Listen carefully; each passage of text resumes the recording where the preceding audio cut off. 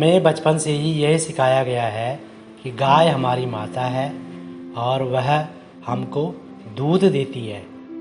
भारत में वैदिक काल से ही गाय की पूजा की जाती है। गाय को देवतुल्य स्थान प्राप्त है। कहते हैं कि गाय में सभी देवी देवताओं का वास होता है। भारत में गाय को माता का दर्जा दिया गया है। हर मंगल कार्य में गाय की ही चीज़ों का इस्तेमाल किया जाता है। यहाँ तक कि गाय के उत्सर्जी पदार्थ गोबर और गौमूत्र का भी इस्तेमाल धार्मिक कार्यों में किया जाता है, जिसे हम पंचगव्य दूध, दही, घी, गोबर, मूत्र की उपमा देते हैं। इतना ही नहीं, इन तत्वों का औषधीय महत्व भी है।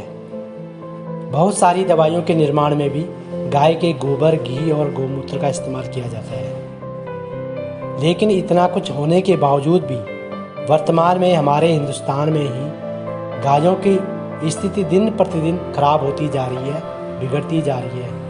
देखिए ये वीडियो। आप देख रहे हैं हमारी गाय माता। ये हमारा हिंदुस्तान है, आधुनिक हिंदुस्तान है।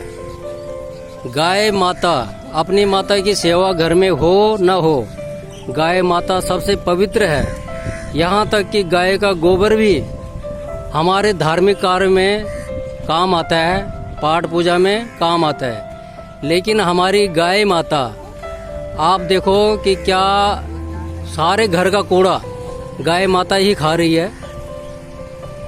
और ये हाल है हमारे आज के हिंदुस्तान का कि गाय माता के लिए बहुत ही शुद्ध घर घर का कूड़ा गाय के लिए फेंका जाता है और गाय को खिलाया जाता है। उसके बाद इस गाय का दूध आम जनता को पिलाया जाता है, छोटे बच्चों को पिलाया जाता है, जिससे कि हमारे शरीर में बहुत कुछ रोग उत्पन्न होते हैं। ये हैं हमारी गाय माता।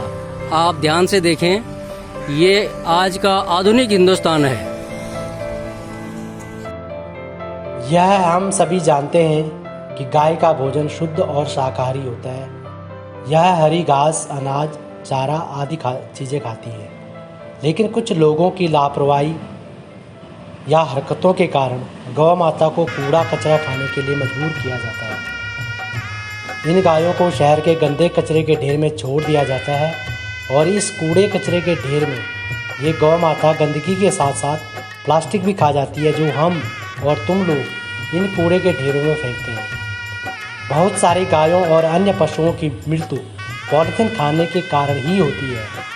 आखिर इस गैर जिम्मेदाराना हरकत और व्यवस्था के लिए कौन जिम्मेदार है? सरकार, शासन और प्रशासन की तो ये जिम्मेदारी बनती ही है, लेकिन हमारी और आपकी भी ये नैतिक जिम्मेदारी बनती है कि हम भी इस प्रकार से कूड़ेदान में प्लास्टिक का कचरा ना फेंकें।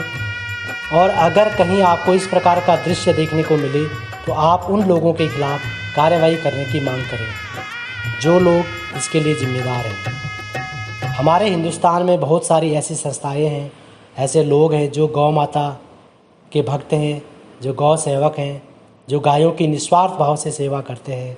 मैं उन लोगों से भी निवेदन करता हूं कि कृपया इस तरफ भी अपना ध्यान दीजिएगा। जो लोग इसके लिए जिम्मेदार हैं, उनके खिलाफ कार्यवाही की मांग की जाए। जय गौ माता, जय हिंद, धन्यवाद।